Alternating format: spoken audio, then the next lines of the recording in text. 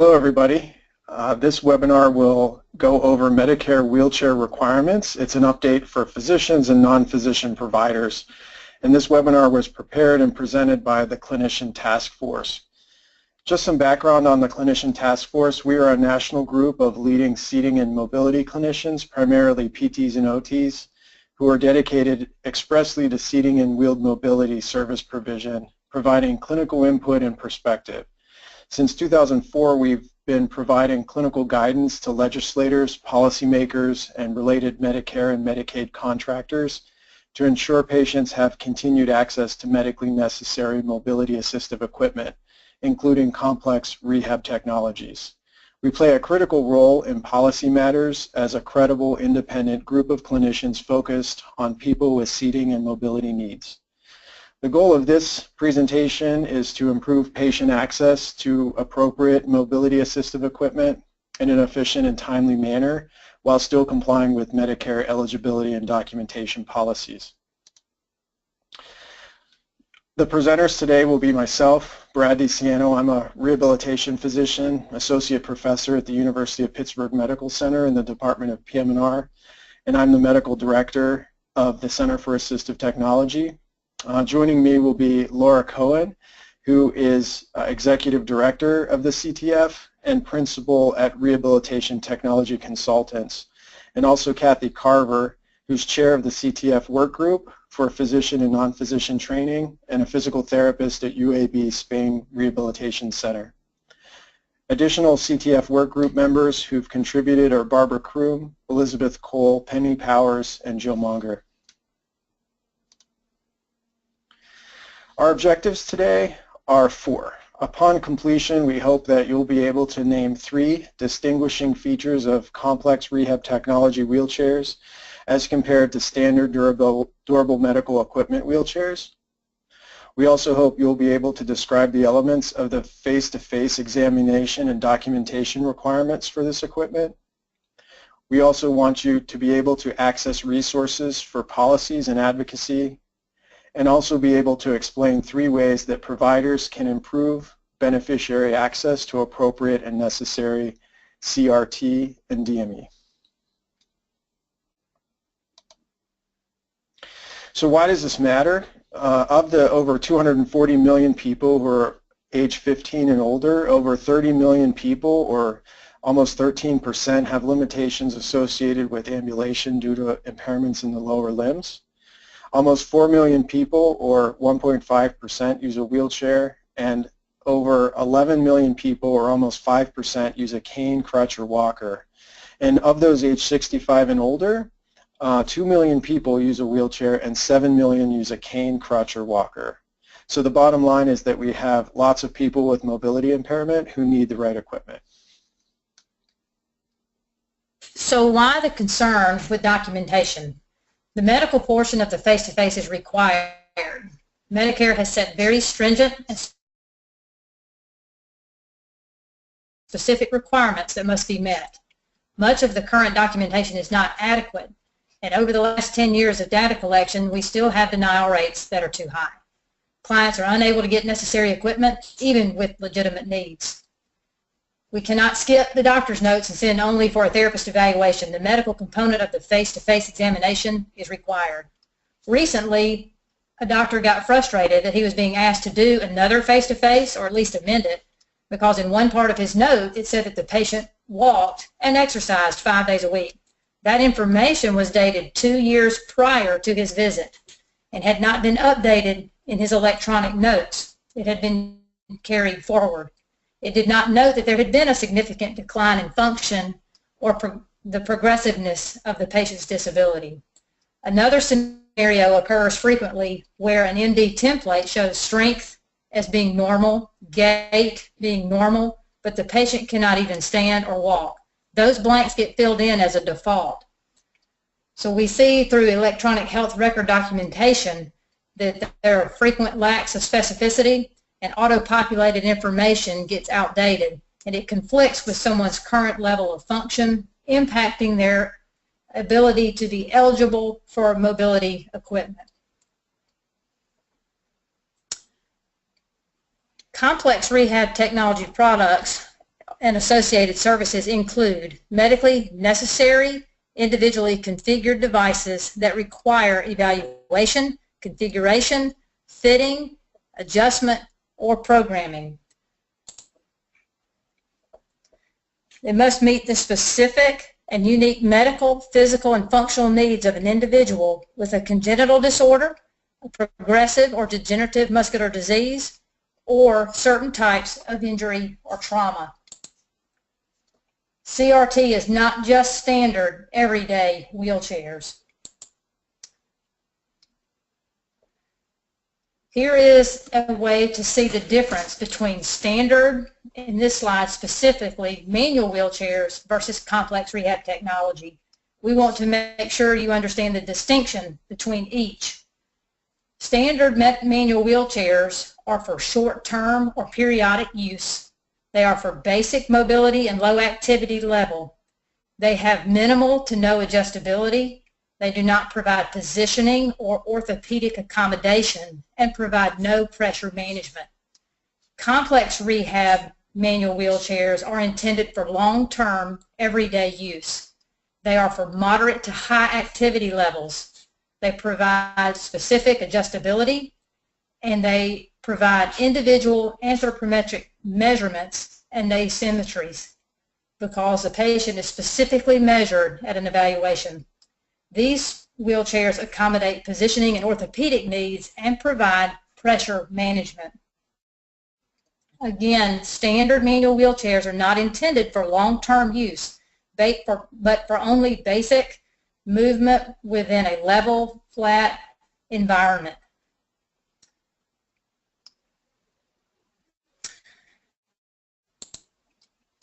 The next slide will show you the difference between complex rehab power wheelchairs and standard power wheelchairs. Please note there are some terms that will help distinguish a variety of power wheelchair names. PMD is a power mobility device. It's a general term, and that includes power wheelchairs and POVs, or power operated vehicles, which means a scooter. A POV again defines a scooter. PWC is a power wheelchair. It does not use a tiller to drive, but a joystick, or can be driven by an alternative drive control. As you see, standard power wheelchairs, much like standard manual wheelchairs, are for basic mobility needs, cannot accommodate progression, and are only driven by a joystick. They are standard sizes and do not offer positioning or pressure relief. They also cannot accommodate a ventilator, whereas a complex power wheelchair is intended for full-time use over a variety of environments and surfaces. They accommodate the progressive nature of many diagnoses. They allow us to use advanced electronics and controls. They also accommodate diverse positioning and size needs. They give us the ability to provide pressure management and accommodate ventilators.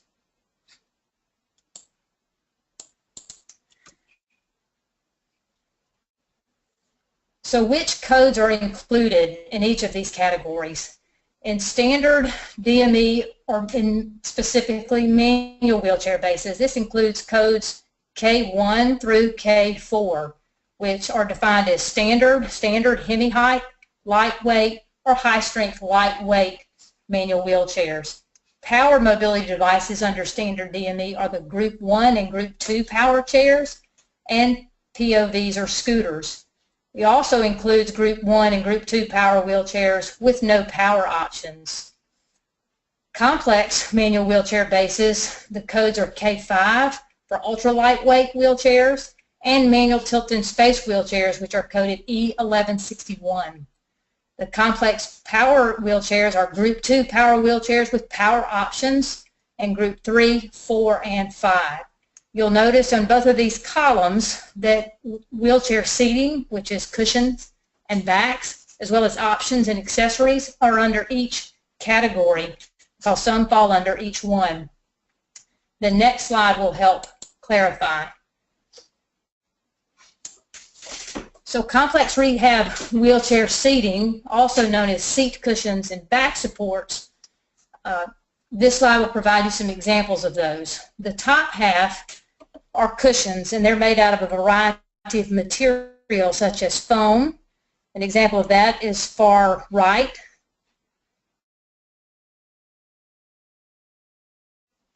Gel cushions in the middle, you'll see with a gel insert on a foam base. Air cushion, if you look in the middle, you'll see air cells. Honeycomb cushion in the top right, and a combination of those. In the bottom half, you'll see a variety of backrests, sling back upholstery, such as tension adjustable back upholstery, linear seating, which is in the far left, contoured seating, which is in the middle of the bottom of the slide. You can see a variety of contours, and then custom molded on the far right, in which someone's posture has been specifically shaped due to their severe deformities.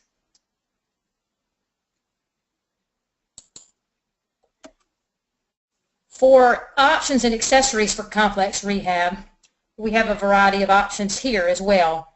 On the far left are pelvic supports. There's a variety of types of belts we can use. The next picture is a lateral trunk supports. The next picture shows distal lateral knee supports. The next picture is an anterior chest harness. The next one shows an arm support, such as an arm trough. The bottom right shows shoe holders in which we can support someone's feet. And the top far right shows an example of a variety of head supports that are needed for specific needs for specific patients.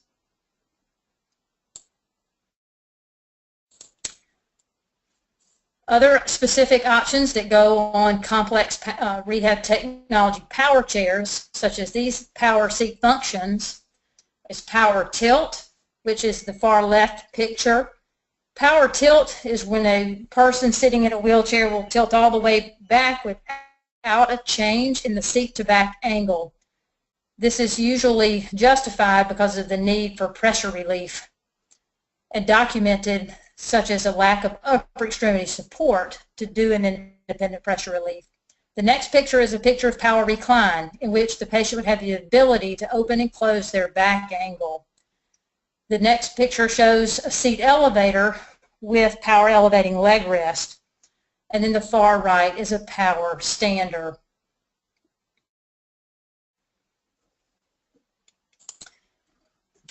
So our next question is to consider who would be appropriate for an evaluation for complex rehab technology. This slide is difficult to read, but it does provide 3 questions to assist you in determining if a patient is appropriate for an evaluation, to determine if they require complex rehab or standard DME.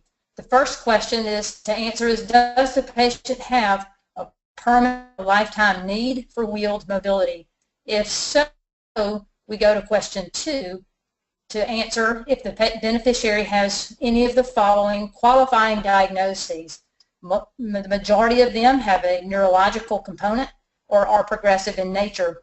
If you will note, the diagnosis of stroke is not on there because it is considered a cardiopulmonary diagnosis. However, if a patient functionally qualifies, hemiplegia is a neurodiagnosis, and those two can be combined to justify the need for a complex wheelchair.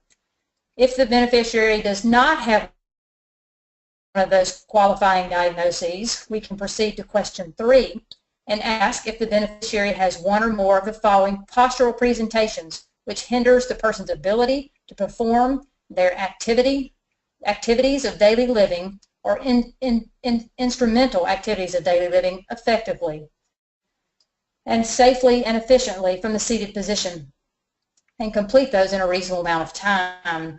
So this component is a functional assessment. We will discuss the specific components of the CRT evaluation next.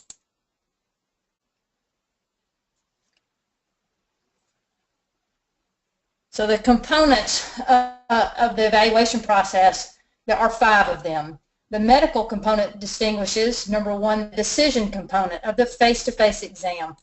That is done in the physician's office with the patient, in which we include objective findings, and then determine if a specialty evaluation should be done either by the physician or refer to a PT or OT to complete. There is also the medical evaluation, the clinical component in which function and environment are all addressed. But it is required also for recommendation of complex rehab technology. The clinical component also can be completed by the physician.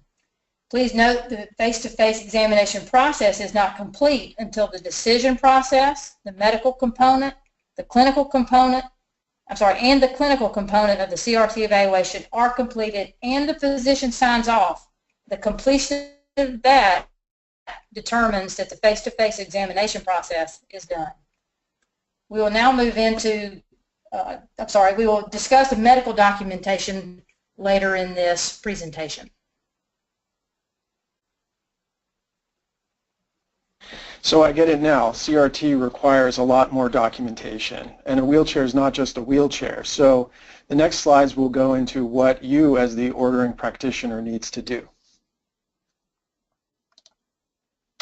The ordering practitioner for wheelchairs and seating can be a physician. It can also be a non-physician practitioner, meaning a physician assistant, a nurse practitioner, or a clinical nurse specialist. Please note that doctors of podiatry are not included. For power mobility devices, it's important to note that only one practitioner can perform the face-to-face evaluation, write the 7-element order, which is the prescription, and co-sign the therapist documentation and sign the detailed product description, unless there's a valid reason why that can't be done. For manual wheelchairs, on the other hand, the ordering practitioner does not need to be the same one who performed the face-to-face evaluation. Also note that Medicare does provide additional reimbursement through the HCPCS code G0372. This code recognizes the additional time and effort that's required to provide the documentation to the supplier. The code is payable in addition to the typical reimbursement that you would get from your E&M visit code. So let's go over some additional documentation requirements. Note that the medical component of the face-to-face evaluation is completed by the physician or the non-physician provider in a progress note. This is done in the usual form of documentation that you would do in an outpatient visit. The specialty evaluation can be completed by the physician or non-physician provider, but the provider can also refer this component of the evaluation to a licensed certified medical professional such as a PT or OT. For all of this documentation, we would use our standard clinical documentation process, including clinical forms and templates, but we are not to use forms provided by a supplier. Also note that for power mobility devices, the 7-element written order or prescription must come from the ordering practitioner, and the ordering practitioner will also sign a detailed product description that follows. For manual wheelchairs, instead of the detailed product description, a written order prior to delivery is needed. Also, this process requires a home evaluation that's typically done by either the supplier or the therapist, and documentation must be completed regarding the home evaluation. And all signatures must be acceptable according to CMS guidelines, and we'll go through that a bit later.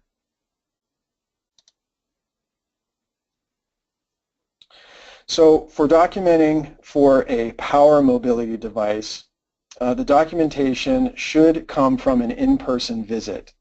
This is written in the same format as any other exam or progress note that you would typically do in the clinic. It should not be written as a to whom it may concern letter. The progress note must include the following pieces of information. You should mention that the primary reason for the visit or chief complaint was for a mobility evaluation or that the patient has a mobility limitation. You should describe how the mobility limitation hinders or prevents the person from completing ADLs within the home. You should also provide evidence of an actual physical exam that was done that provides objective exam results that are pertinent to the person's mobility limitation. You should document that the person's ambulation and attempts to propel a manual wheelchair inside the home have been considered, but why they've been ruled out. In other words, why their gait is not functional and why they cannot propel a manual chair. You should also rule out a scooter if you're ordering a power wheelchair. Then finally, you should state that your recommendation is for the power mobility device that you're recommending.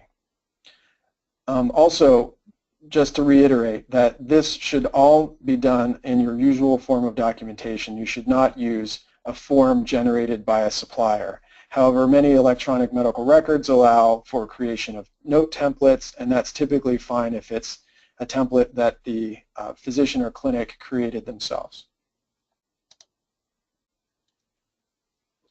Also keep in mind that as the provider, you can refer to a therapist for a more detailed evaluation, but you can't rely solely on that therapist exam and documentation. You have to document as well.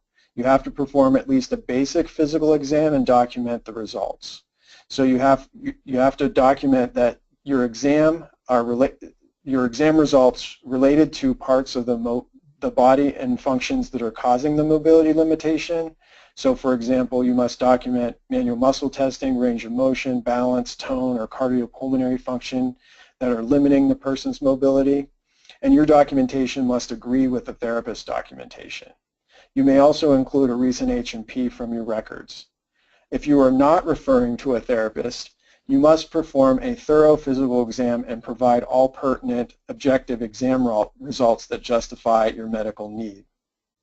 And also remember that providing a diagnosis alone is not sufficient. For example, if your patient has tetraplegia, you cannot just provide a diagnosis code of tetraplegia. You have to state, for example, that the person has an Asia A C5 quadriplegia with onset in 2001, and the patient has no movement or sensation in their lower limbs and therefore cannot walk. So you must describe function, you must paint a picture of your patient based on their functional abilities. In terms of manual wheelchairs, your documentation must also come from an in-person visit. The visit must take place within 6 months prior to or on the date of the written order. The documentation must be done by a physician or non-physician provider who's conducting the examination. This documentation does not require the same amount of detail as what we would use for a power mobility device, but the visit does not need to be specifically for mobility. But you must provide evidence that the beneficiary was evaluated and/or treated for the condition that requires the manual wheelchair. Also, the written documentation must be received by the supplier prior to delivery of the device to the patient. And typically there's a date stamp upon receipt. So in terms of just some clinical pearls for documentation, when you are typically seeing patients, it's a good idea to add a section to your progress notes to document the equipment needs for in-the-home use for your patients, because face-to-face documentation is needed whenever new equipment, replacement equipment, or repairs are needed. And if patients are only seen, for example, once a year, it's important to keep that information in your notes so that the patient doesn't need to return specifically just for these issues.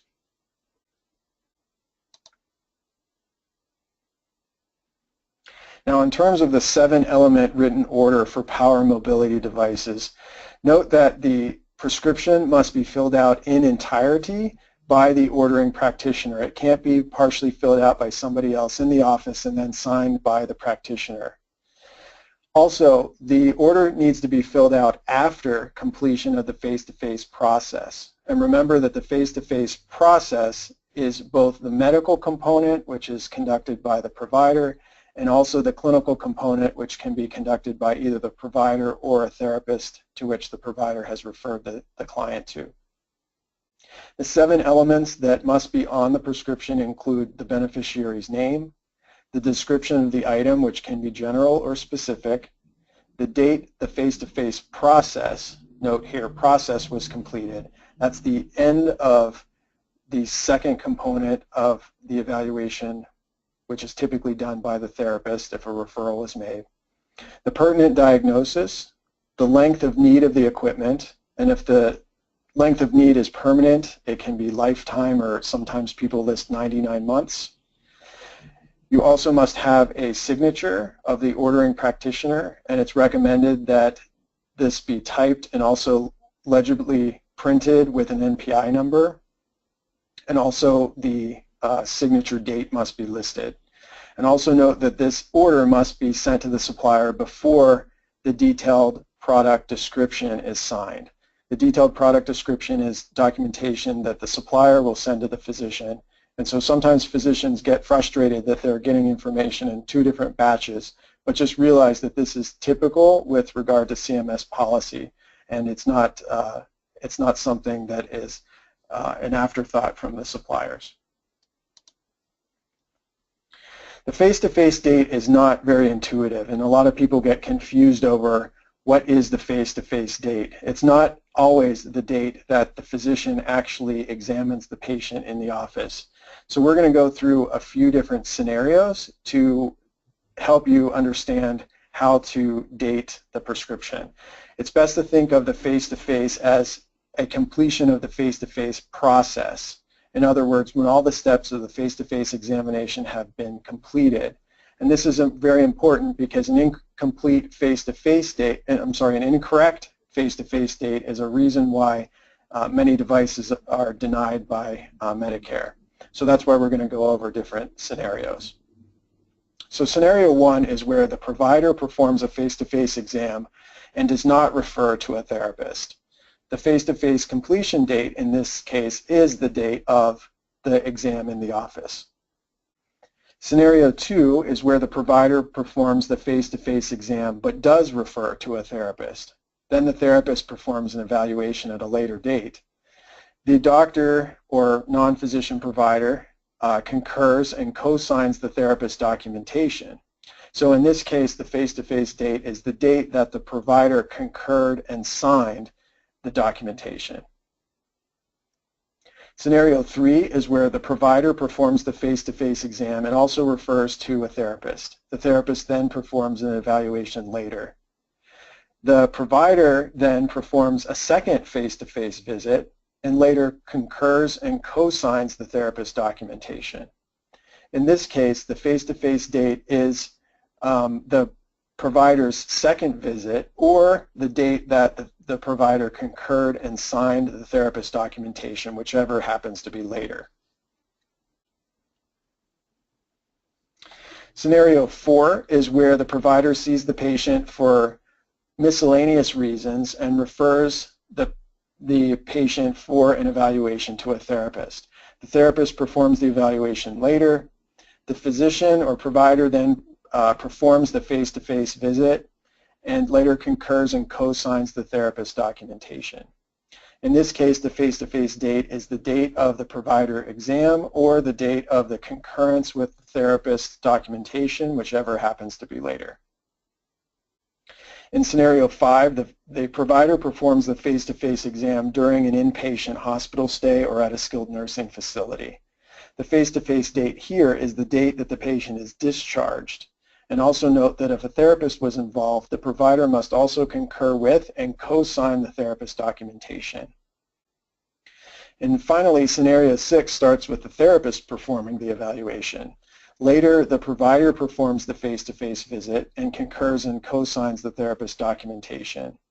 In this case, the face-to-face date is the date of the provider's visit or the date that the provider concurred and signed the therapist documentation, whichever happens to be later.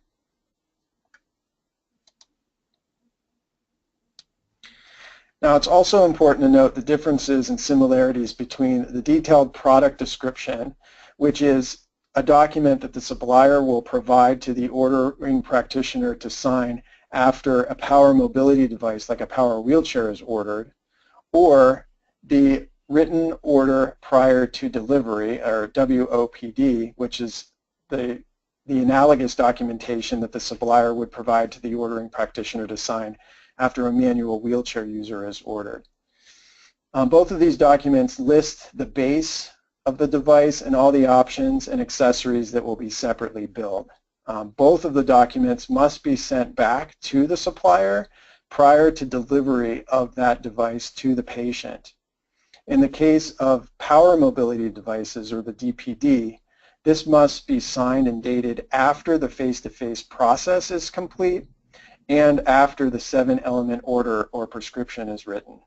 And if the documentation asks for a start date, the start date is the face-to-face date, or the date that the face-to-face process is completed.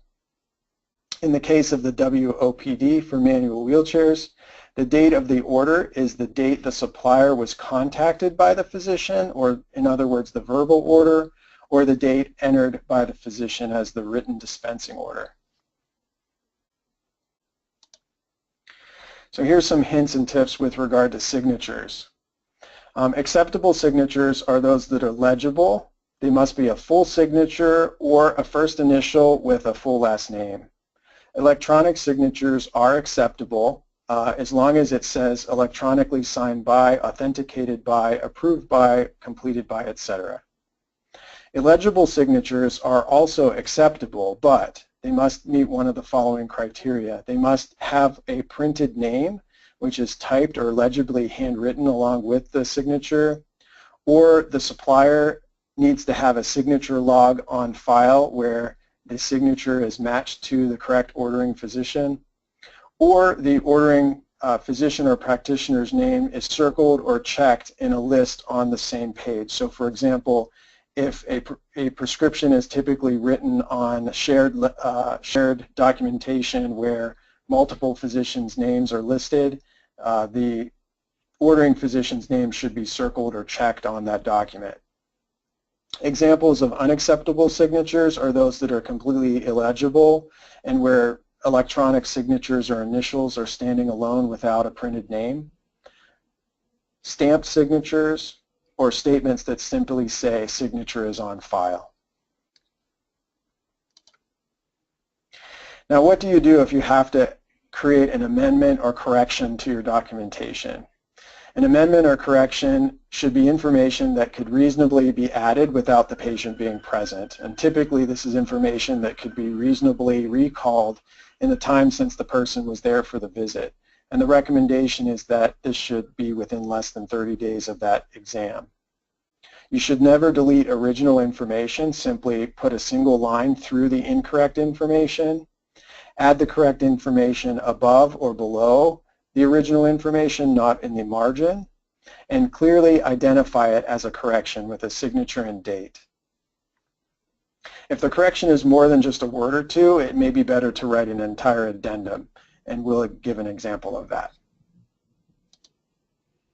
This is an example of an acceptable correction.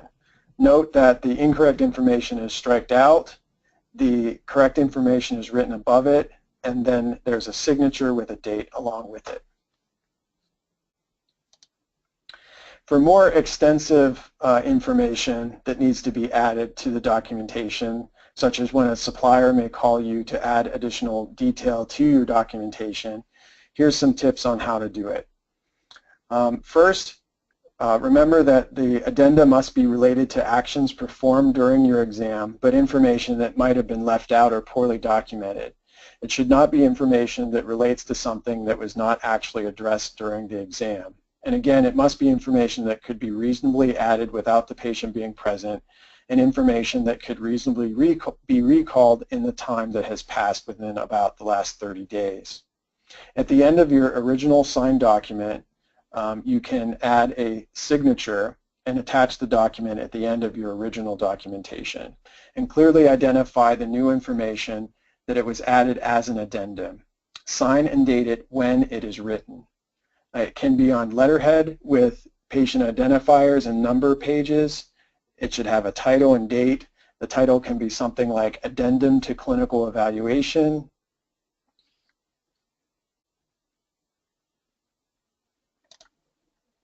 Now, what would happen if a patient comes into your office in a wheelchair that was ordered by somebody else and you don't think the wheelchair is right for the patient?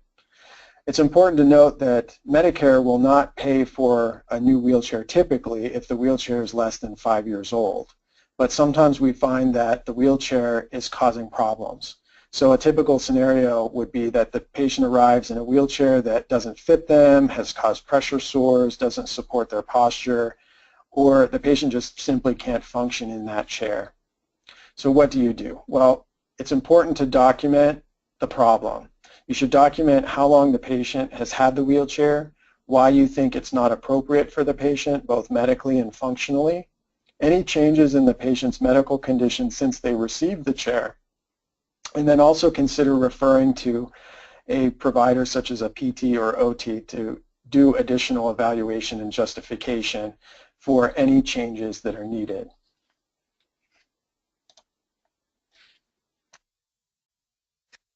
Okay, I'm going to talk about top reasons for denials. As Brad discussed, the coverage policies for durable medical equipment and complex rehab technology were put into effect approximately 10 years ago. And 10 years later, we continue to see high denial rates. The next two slides will show some common reasons for denial, and the red ones are related to physician and non-physician provider documentation. So you'll see one of the top reasons is medical record lacks information to support medical necessity for the equipment that's being requested. Number two is the face-to-face examination did not show evidence of decreased upper extremity function to rule out the use of a manual wheelchair in the home. Three is the 7-element order was missing the face-to-face date, or the face-to-face date was inaccurate. 4, the physician or non-physician provider progress notes had insufficient documentation of medical necessity. So in other words, the medical necessity may have only been documented in separate supportive documents such as to whom it may concern letter or a physician attestation statement, but there was nothing to corroborate that in the progress notes and typical office documentation. Number 5, the documentation submitted does not demonstrate a face-to-face examination. 6, the documentation submitted does not have the detailed product description. That's the 7, the face-to-face examination did not indicate the reason that the visit was for mobility evaluation. 8 is the beneficiary signature date indicates that proof of delivery is prior to the date of the service. So that's normally a supplier concern. Number 9, the medical record contains corrections or changes that are not compliant with accepted record-keeping principles. 10, the 7-element order is missing length of need. 11, the supplier did not receive a valid copy of the face-to-face evaluation and documentation within the 45 days of the completion date. So what we see is that the date the doctor signs the clinician documentation or the date of the completion of the face-to-face examination process starts the clock on those 45 days. And if the supplier does not receive all those documents within those 45 days, the process has to be restarted, which adds delay to the patients. Number 12 is the face-to-face examination and other medical records had conflicting information. And Kathy discussed that earlier, where this is a common concern is in electronic health records where information is carried forward and conflicts with information that may be found, say, in the clinician documentation. So it's important to take a look at that. This is a resource that is available to providers.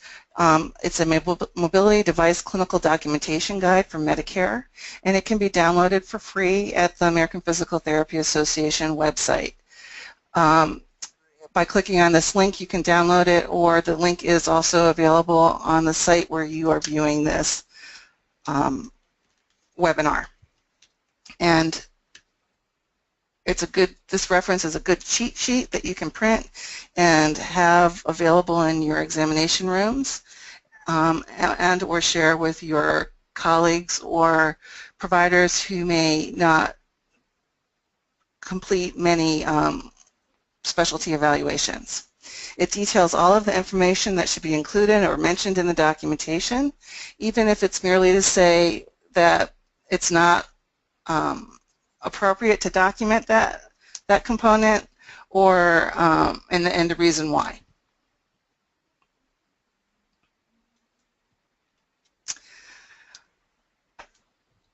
This slide has the CMS website address, and I want to draw your attention to the Durable Medical Equipment, or DME Center, and the Medicare Coverage Database. So if you go to the main website and put in either of those search terms, you'll be brought to a site dedicated to DME policy. And you can easily access the reference documents to view the full policy. There are two main policies that pertain to eligibility for coverage. The first one is the National Coverage Determination for Mobility Assistive Equipment, and the second one is the Local Coverage Determinations, or LCDs. There are 4 jurisdictions that are administered by the Durable Medical Equipment, Medicare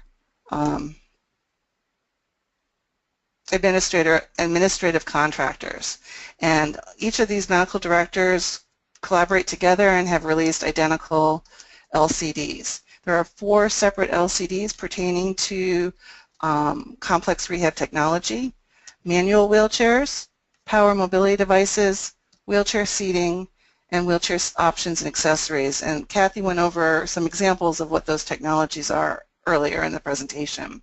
If you were to go to the DME Medicare Coverage Database and put in any of these search terms, it will bring you to the LCD directly, where you can read the eligibility criteria and the documentation requirements.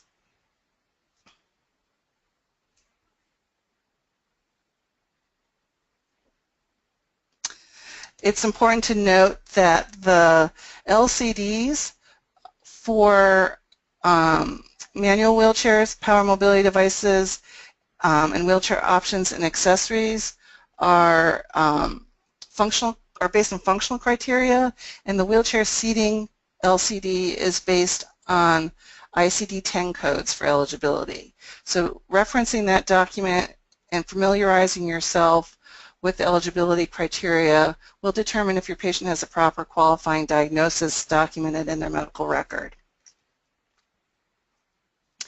This page illustrates how you can get to these policies easily, and you might want to booknote this or save it on your desktop. If you go to the Medicare Policy Resources, which you can get to at that link at the top of the page, you will see some quick search menu on the right side where you can put in the national coverage document or the LCD boxes that you're looking for. Select your geographic area, and again, all 4 regions have identical policies, and then you can put in the search word. So if you're looking for wheelchair seating, you can put that in, or you could just use a HCPCS code and it will bring you right to that location.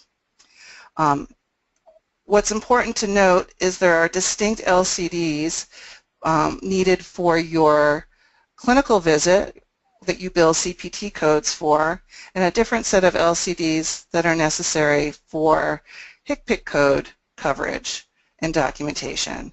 And what we're asking you to look at is the HCPCS code policies, which you may be less familiar with, but have very specific requirements for documentation. And these will help you as a guide and are almost a decoder ring to understanding what the requirements are so that you can document necessity appropriately and comprehensively the first time and not be bothered with suppliers and clinicians coming back to you multiple times to make amendments or submit supplemental documentation. This slide illustrates a website for Jurisdiction C, where there are some very robust resources for you to use to help you with your documentation. So once again, this is Region C's Medicare Resource Policy page. If you go to the home page for Region C, under Durable Medical Equipment, you will find on the right-hand side of that page the logo that you see here on the bottom right side. That is a red wheelchair. If you click on that link, it will bring you to this page, Power Mobility Resources. The very first link is Dear Physician Letter, which is written by the 4 medical directors to physicians and non-physician providers that outline the documentation requirements for power wheelchairs and power-operated vehicles. That's a very useful letter to have in your bag of tools as you are trying to qualify your patients for power wheelchairs.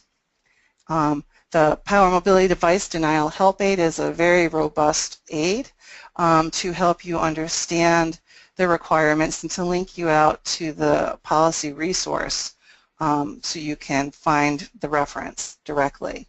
So basically, if you click on that Denial Help Aid page, it will bring you to a list of the common denial issues, and then if you click on that, it will open up and bring you to links to the actual LCD or frequently asked questions and other CMS references that will answer some of those questions. And this last page here will show you some advocacy resources that you can access and refer your patients to. For legislative advocacy, please note this website, peopleforqualitycare.org. This website can be used by the providers, the consumers themselves, or their care providers. And you can electronically submit stories, or you can use the 1-866 number to reach a real human being who will work with you to contact CMS and submit a formal complaint or concern. The access to CRT.org website is a site that you can subscribe to in the bottom right-hand side of their homepage, and you can get action alerts regarding call-in days, Capitol Hill visits, and it's really important to note that physicians and non-physician providers are very influential in your voice and in your communications because you have no financial tie to the sale of equipment and have the beneficiaries' interests utmost in mind. So please consider joining and following these action days and participating when you're able. Consumer advocacy, consumers can call the Medicare hotline directly, and that hotline is listed there for easy access. You can get professional organizations involved through special interest groups, through your professional organizations, and you can contact your legislators directly.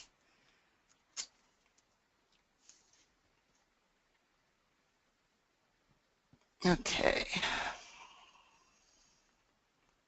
So we encourage you to refer your patients who may be having difficulty working the process and help them to advocate, or refer them to people who can help them to advocate and provide the assistance necessary. Please join in the conversation. CMS continues to add requirements to your responsibilities as physicians and non-physician practitioners. If you have concerns, your clinical voice is very influential with the policymakers in Congress. So please join into the conversation. Thank you for joining us for this presentation. If you have any questions, please do not hesitate to contact me directly at my email address below or at the telephone number listed here. That concludes our presentation for today. To receive continuing medical education, please follow the instructions on the website where you are viewing this webinar. Thank you and goodbye.